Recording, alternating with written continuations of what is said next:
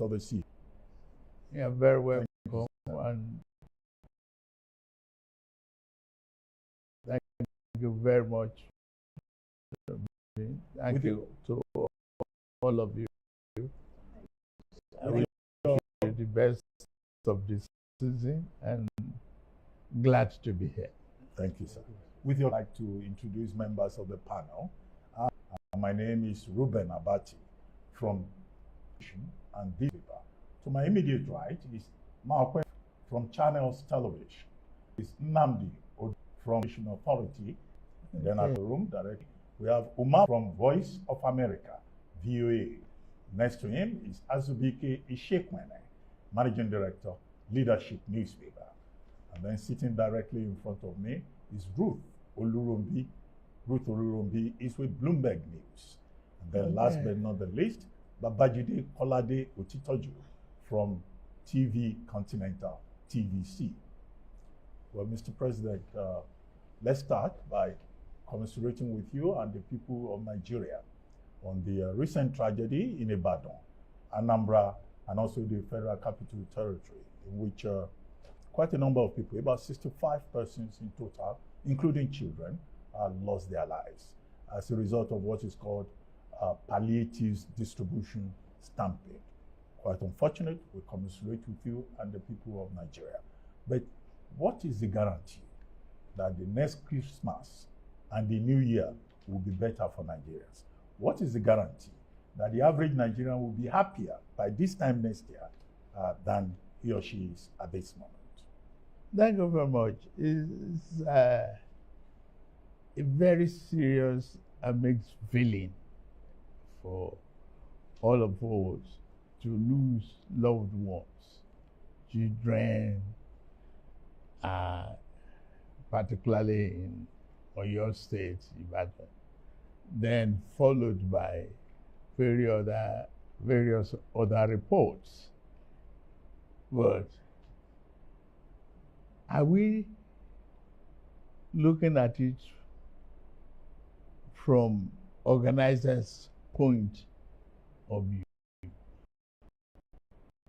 Or are you looking at it from the goodwill gesture of the people trying to give out whatever they have ancestral? And it's very sad that people are not well organized, have to be more in our society. Okay. Condolences to those who lost the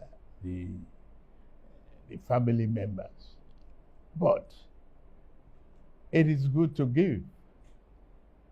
I have been given out foodstuffs, commodities, including envelopes and body loan for the last 25 years. I've never experienced this kind of incident because we are organized, prone to discipline, and if you know you don't have enough to give, don't attempt to even give or publicize it. Is the question. No, every society, even in America, they have food banks. They have hungry people. In Britain, they have food bank. They have warehouses. They are organized. They take tokens to be in line and take turns to to collect. It's unfortunate. We just have to. It's a reflection in our bus stops where we don't even want to be on queue before we rush into the vehicle. It is very sad, but we continue to learn from our mistakes. To me, I see this as a very grave error on the part of the organizers. But things are improving. It doesn't kill our happiness for this season. It should be. We should just get on with it. Mr. President, we must admit, though, that things have been pretty tough this year for many households. And they, perhaps on the back of the reforms that you have also admitted, have been quite tough on Nigerians. With benefit of hindsight, do you think that perhaps you could have phased the removal of subsidy on fuel and the harmonization of forex rates? Or do you think that you could have withheld it until there was a contingency plan in place? What's contingency? Where is it? We were spending our future. We are spending our generation's fortunes. We were not investing. But are we are just deceiving ourselves. That reform is necessary. I could see the smugglers fighting back. That one doesn't affect me. It affects smuggling. Why should you have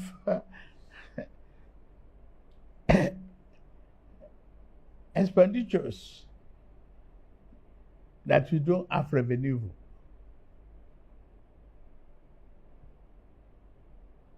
I don't want to question people with a 5 limousine type of vehicles on the roads. Well, we should teach management with all our programs.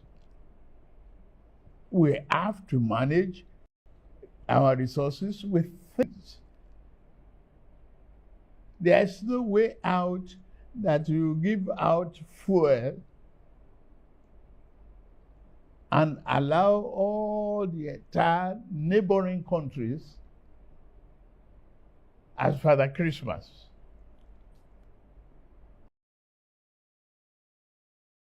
I don't have any regret removing the subsidy. It is necessary. We cannot spend our future generations' investment upfront. But do you think it should have been phased, done in bits and It is part of the fear that is unnecessary. Phased, no matter how you cut it or you slice it in segments, you still have to meet the bills. So, cut your coat strictly to your size. It's what we must manage. Management is the issue. And we have no choice but to pull the handbrake.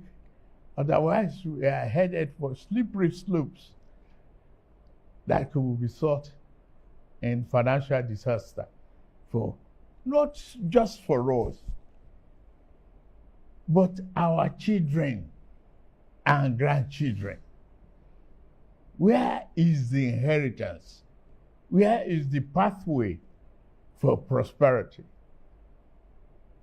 You've already prospected into the next fiscal year with the presentation of the budget of restoration, and congratulations on that. But Mr. President, what people are more concerned about is the issue of debt servicing. It exceeds education, health, and infrastructure combined. So a lot of people are wondering, especially critics of your budget, I'm sure you're aware of that, are wondering how you intend to close the budget deficit and balance that against the likelihood of more borrowing in the new year or rather in 2025, for perhaps capital projects? Borrowing is not criminal. We have been coming from mismatch of our needs. We have a serious infrastructural deficit. If you don't put money on the long-term matching project, long-term basis, we don't have the short-term to manage a long-term business. It's a mismatch. That's one.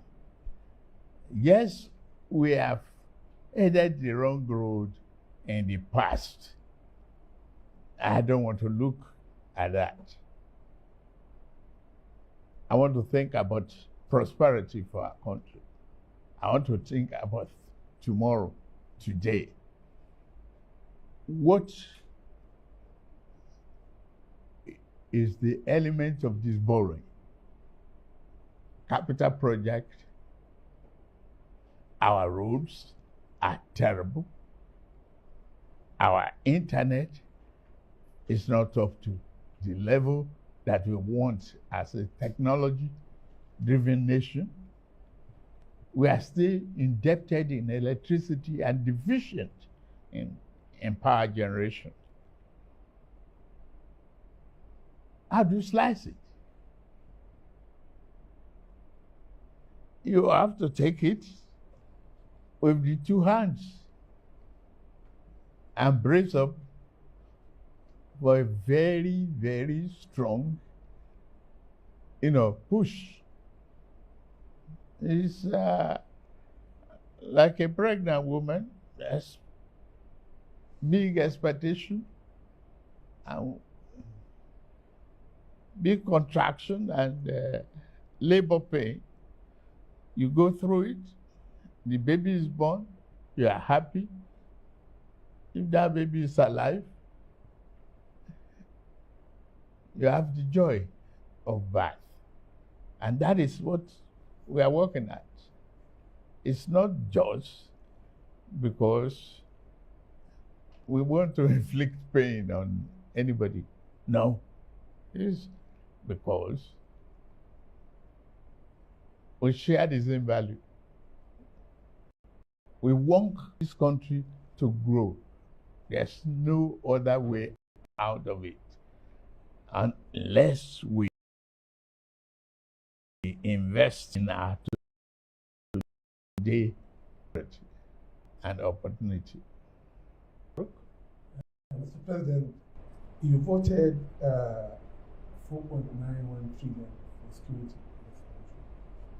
And in the last 5 years, security grew 14.5 trillion. But the security problem is still all over the place. Also, has been minimized here and there, but at least the money voted have not, people felt there should be some, satisfactory results based on the funding. When President Buhari took over from President Jonathan, he investigated the service chiefs, and a lot of recoveries, abuse of corruption was all over the place. Are you considering to investigate the security chiefs of Muhammadu Buhari and plan and to ensure that the money given for security are judicially utilized? For today, I have confidence in my security architecture of the country. It is very, very unfortunate that, 2 decades of wanton killing. I remember when I jumped into the campaign, I had to stop the campaign to pay condolence visits to Maiduguri, Katsina, Kaduna, others. Today, you can still travel the roads. Before now, it was impossible. It takes one incident to mess up an organized environment. It takes one. You cannot say the military are not prepared when the 9th Brigade Battalion was attacked. You can't laugh at your nation because of that.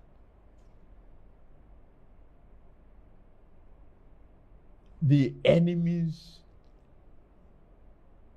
within and without are watching what you are doing. You have to be prepared 100%, 24 hours of the time to make sure that people are safe. Today, that is not the story any longer. People can leave Kaduna and still go towards Kafancha by road. Well, the road may not be that smooth, and all you want. Gradually, we'll be there. We cry about borrowing. Today, I have 60 from 98% thereabout of debt service. I brought it down to 68 thereabout percent. Give credit, please. We are managing it. We have exited what used to be a problem of ways and means presenting, where we have no financial control and fiscal discipline. More money going down for development. More revenue being generated are being distributed. Today we have autonomy for local governments. As some of you, including Otitoju, will remember my lamentation, my argument with Obasanjo about the need for grassroots development when I created 37 local government development areas for Lagos State. Go there now, you see development. You see rapid contact. People at the grassroots. That is, they are not Abuja except bureaucrats. And do that. Well, say I'm drawing water from a dry well. And Nigeria is moving forward. Regardless of critics, it's a positional hope, and that Nigeria is on the path of recovery. We can't finish the job in one calendar year. And I'm not giving myself an excuse. It's only 18 months. Ruth? He Okay, asked Baba. you whether you are going to probe service chiefs that you I'm not probing anybody, service chiefs or service chiefs. You cannot disrespect the institution because of a threat of a probe. And you cannot fight this war without investments in technology, in weaponry, and training. There might be leakages here and there, not wholesale. We put a very effective control mechanism in place to monitor our budgetary releases. and that those funds are being judiciously used.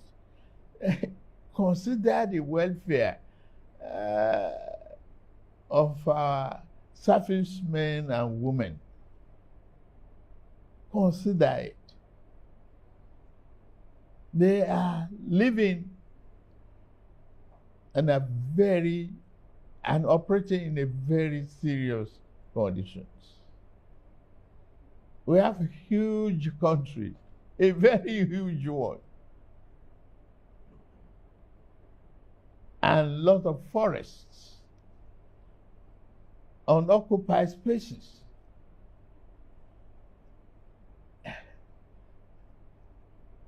Give them credit for what they are doing. I am proud of what they are doing to date. No need to probe. All right. Thank you, Mr. President. My question is still on the costs of living crisis, which has been described as the worst in a generation, and then the budget as well. Your plan is to, inflation is currently at 34%. Your plan in the current budget, the 2025 budget, is to bring it down to 15%. Yeah. How do you plan to do that? Okay. One, produce more for consumption, spot export, imports. Give reasonable level of funding and assistance, low interest rate to farmers. Improve the security, as you see in the budget, so that they can return to their farms and, produce more food. And encourage the procurement and manufacturing of drugs in Nigeria. We have what it takes. Talk to Professor Patrick. He's doing an excellent job. Trying to encourage. All I need to do is put the incentive in place in order for them to harness what is possible in Nigeria. It is about time we do all of those. Bring the cost of governance down. We try. I wanted to follow up on that and ask, aside healthcare that you've mentioned as your more protect to produce law, what others are you targeting forward to in terms of drug production? We are talking of agriculture. We're talking of export incentives. Harnessing our marine ecosystem, bring affordable transportation. We have this compressed natural gas program that is taking hold. You bring the cost down gradually. So that was a follow-up. So my question is regarding foreign direct investments that you've been working on. We've seen Shell make commitments to invest $5 billion in the energy field. Yes. We've seen Total Energies as well. What other sectors are you expecting investments to come into next year? And how are you going to attract investors to come, entice them to come to Nigeria? Incentive for auto manufacturing. Okay. Today, we have solid mineral in abundance. Kaduna has the largest deposit of lithium. That's around the same thing.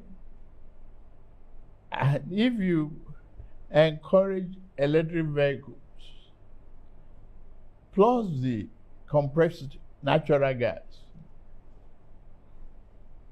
It will attract automobile assembly in Nigeria instead of this second-hand market that is not creating jobs. What incentives specifically? You said incentives. Tax incentives. Is it okay? Tax incentives. Tax holidays. Okay. Land rebates.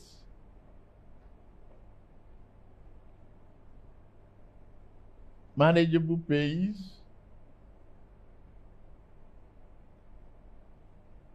Okay. A lot of broad-based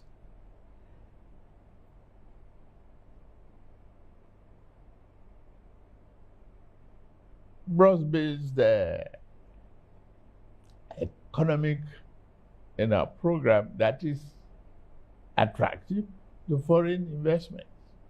Okay. I want to take us back to the matter of the tax reform bills that you came up with. It's still generating controversy in the country. Some people are not happy. They are complaining that there wasn't enough time to engage stakeholders so that they can come to some unanimity on the matter. I know that you've met with some governors and some leaders, especially from northern Nigeria. What is the situation on the tax bill? What steps are you prepared to take so that we can put this matter to bed? And then secondly, you talked about your desire to reduce the cost of governance. Many people will say you have not, yes, you took some steps earlier, but they will say those steps are not enough. You have a very large cabinet and they will want you to do something about the size of your cabinet. Is it something that you are prepared to do? Basically, what do you intend to do to bring down the cost of governance? I'm not prepared to bring down the size of my cabinet. One, I saw the need when I put them together. You don't give somebody an assignment that they cannot fulfill. No. Job description must be efficient and effective. It's a large country, and I'm glad you are here. If you have to entertain over 200 million people just on entertainment, calculate how many stewards will you require. That's just, for entertainment. Not the cleaners, not the desk tables. Excuse me, let's pay attention to efficiency. Efficiency, effectiveness is the hallmark of the philosophy behind that cabinet. I'm not ready to shrink a little bit of it. I need them. They are all adding value. Effectively. Show me one. And I argue with you. Well, just as Show me one. well, That is a second part of the question. okay. Yes, I was going to ask a That's the follow-up on tax. that. The, The no, tax it reform. has the tax. Tax reform is here to stay. If we cannot just continue to do what we were doing years in today's economy, we cannot retool this economy with the old broken folks. The essence of the tax reform is to eliminate colonial days assumptions in our tax environment. I was once the governor of Lagos State, and I remember what I met, and I'm proud of what I left and what it is today. It's a large state now, and it's still expanding. The greatest real estate value is here. You have to accommodate all of that. You have to put that one into the economic calculations. Yes, Mr. President, but it's not the rationale for your tax reforms bill that is in question. That is understood, Mr. President. Good. Yes. I think what especially critics are arguing is that it seems to be rushed and that you could have perhaps preceding, just before the presentation to the National Assembly, you could have sought maybe for more dialogue, a political solution to preempt the outcry and resistance that you faced afterwards. Every tax situation without outcry is not a tax. Well, you cannot satisfy uniformly the larger community. Tax evaders. Look at this tax reform. It's pro-poor. The vulnerables are not to pay taxes. All we ask for is widen the net, bake the cake larger, so that we can share a larger meal. What is the need? They will still ask for this consultation no matter how long I delay it. The hallmark of a good leader is the ability to do what you have to do at the time it has to be done. That's my philosophy. You have given me the mandate. Let me govern within the limit of my capacity. And I believe I have that capacity. I believe so. That's why I went into the race. I am focused, laser focused on what needs and what I must do for Nigerians. It's just not going to be El Dorado for everybody. But John is and you should help propagate that conviction. I'm dialing back, Mr. President, to the budget. The value in Naira of the current budget that you presented is 49.7 trillion. But there are some people who have worked it out and said that in terms of dollar value, because of the depreciation of the Naira, we probably lost about $8 billion in actual value. How are you going to meet that deficit? I don't spend in dollars. I only associate with it, the global action. But Naira, for Naira, it's okay.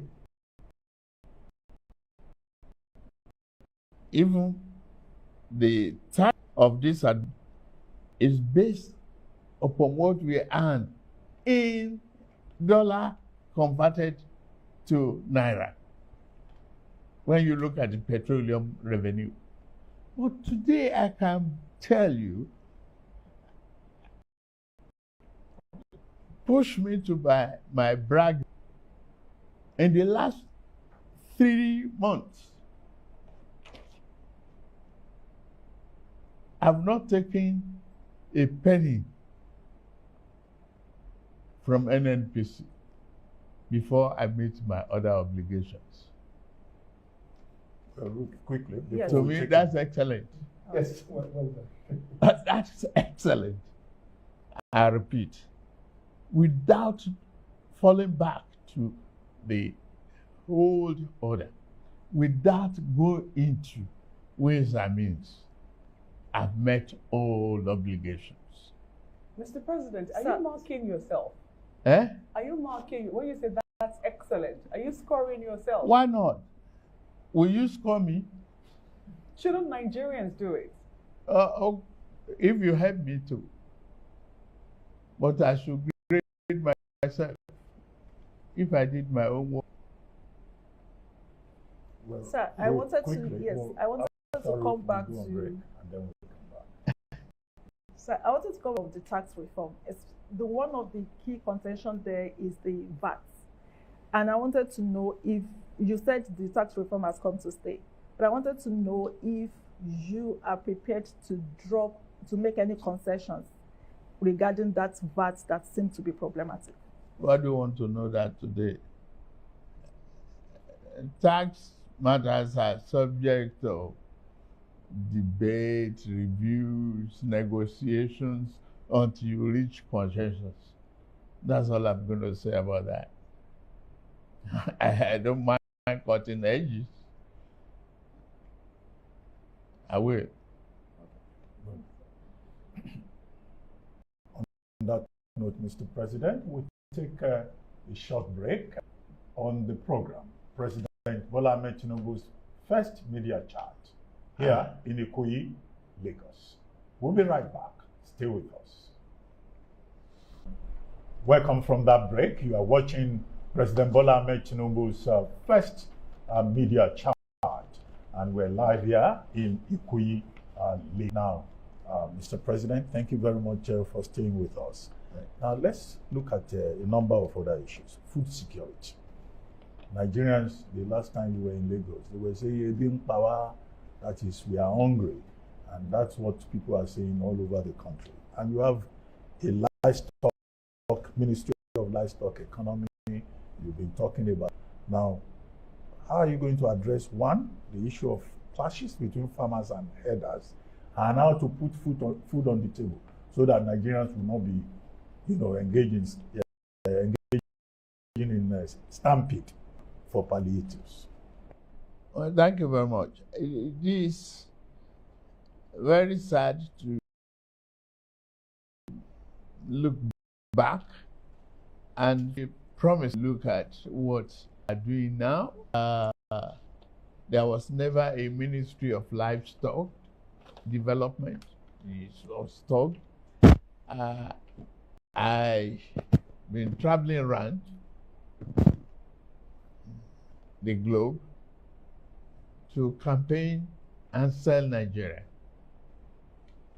Hopefully, all of you will help lift this country from this moment on. And livestock is to turn a disaster to prosperity for Nigeria. We have what it takes. We have the arable land, we have animal stock, we have the opportunity. We just have to remove the conflicting element and commercialize the venture. And I went to Brazil, saw what is happening there. Within 2 days, I got a pledge of $2.5 billion. And they have been here, Nigeria, to turn what we seen as tragedy to opportunity and prosperity. I've been warned not to grade myself. I won't. But that is a promise for this country. And that's up till the level of cow horn is being converted in other climes, just as Brazil and the rest of the Americans. Why not take advantage of that here? We can feed ourselves, we can export and feed other nations. Our people, some of the ministers are there in Saudi Arabia right now discussing the opportunity for food, growth and supply, for more investments in our agricultural businesses. Why are we not embracing commodity exchange to do a whole lot of other businesses that's around agriculture? We will do. Will you also consider price control? Because it's like people are just doing what they like. I don't believe in it. Sorry, Babajide, I don't believe in price control. I don't. What can we do, sir, to bring down We just food prices? continue to supply the market. We work hard to supply the market. But there are middlemen who are making life unbearable for them. Well, they will. You see, it's a question of supply and demand. It will come to a stage where you cannot hold no more. It will come to a stage. The economic variables will work against you. Now, let's take, for example, the fuel prices and the petrol pump. I introduced Naira for dollar change. Yes. For weeks, they didn't want to comply. They were arguing with me. Okay, leave it to free market. I left it. And now they down gradually. Yes. It's saturated. No monopoly, no oligopoly. You have a free market economy flowing. And people are learning management. My friend used to have about, he bragged to me, he has 5 Rolls Royce. And he brought a nice Jeep here. The other day, I saw him in his Honda Accord. Oh, he said, why? He said, that's where you put me. I said, I didn't put you there. He said, that is because of fuel prices. He could no longer maintain 5 limo type of vehicles. It's not negative to learn to manage. You learn to control your electricity bill, switch off the light. Let's learn to manage. Is Nigeria looking to export food commodities to Saudi or other countries? Oh, sure. Why not? take advantage of the export and good commodity pricing. But people would say that we're not producing enough for our own consumption. Yes, we pay attention to that, yes. But I say we will give more incentive to the farmers, low interest rate, borrowing, mechanize farming.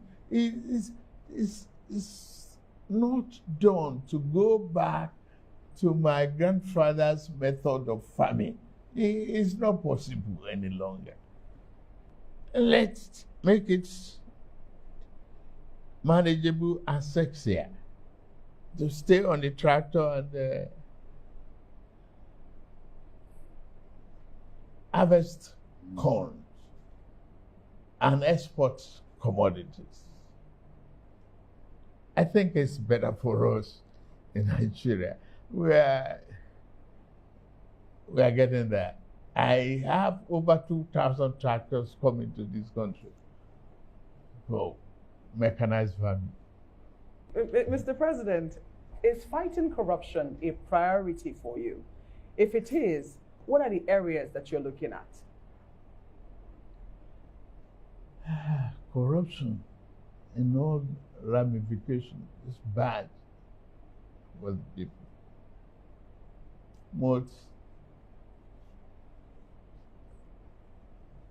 First of all, pay enough attention to the causes. Why are the people corrupt at all? The lack of social amenities, the lack of needs in some areas, lack of funding for their children's education. There are many anti-corruption mechanisms that you can put in place that will help the people not to be corrupt. Pay them good and living wages. I have moved from 35,000 to 70,000. To me, that's anti-corruption.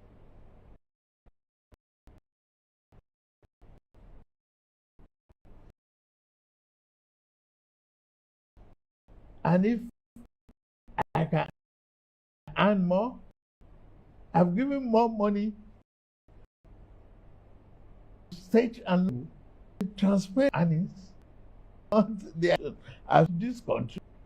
But Mr. President, it doesn't address grand corruption. There's petty corruption and there's grand corruption. Only recently, the EFCC, published the fact that one person owns 735 houses on one person. And we got it. You don't know how long it has started.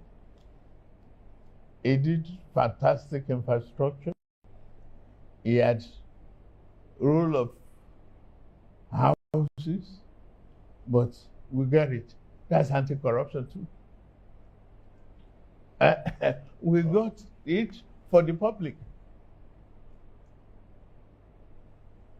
Disclosure, abilities to stem corruption is part of the instrument of EFCC. That is why they are discovering all sorts of inefficiencies in the system. Block all the loopholes where anybody can just game the system. Part of the anti-corruption, removal of subsidy too, is anti-corruption.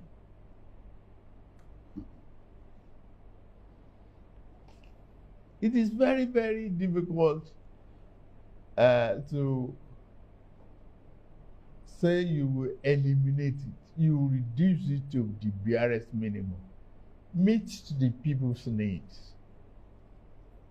Help the people grow. Help them with the education of their children. Our student loan is part of anti-corruption. No parents should lament how to encourage their children in university education. Today it's working for larger populations. Larger part of it, 60-something%. At the University of Maiduguri, I have somebody called. Say, imagine a little contribution from my daughter in the university for me to start business. That's part of tuition fee allowances. We are helping one another. The society is moving out of illiteracy to literacy. I enjoy debate how many and what type of courses are being offered in the universities these days to improve science, knowledge, and technology. We just continue to work at it. But I'm sure we are not taking our eyes off those serious matters. Well, Mr. President, thank you for your time. As we begin to wrap up, I mean, people are watching you at home. What would you like to say to Nigerians? It's Christmas season, it's New Year's season. What promises do you have for them in the year 2025? 2025 is very promising.